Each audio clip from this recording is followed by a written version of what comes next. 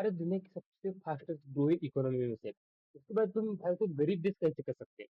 Basically ये है inclusive growth के कारण। बेसिकली क्या है इंक्लूसिव ग्रोथ, चलो इस वीडियो में समझते हैं। बेसिकली जो इंडिया का 10% ऐसे लोग हैं जिनके पास इंडिया की 77.4% इकोनॉमी एग्जिस्ट करती है। बेसिकली 77.4% इकोनॉमी सिर्फ 10% लोगों के पास है इंडिया में। और अगर से बात करें 1% लोग ऐसे हैं, टॉप 1% लोग जिनके पास 51.4%, बेसिकली आधा जो पैसा है सिर्फ 1% लोगों के पास में। वही से नीचे आके गरीबी रेखा की बात करें, 60% ऐसे लोग हैं इस देश में, they carry just 4.8% of economy, of GDP of economy. तो ऐसे केस में हाउ डू वी एक्सपेक्ट कि इंडिया एक गरीब country, basically India is not poor country. Basically जो डिस्ट्रीब्यूशन है पैसे का वो बहुत ऊपर नीचे होता है, राइट?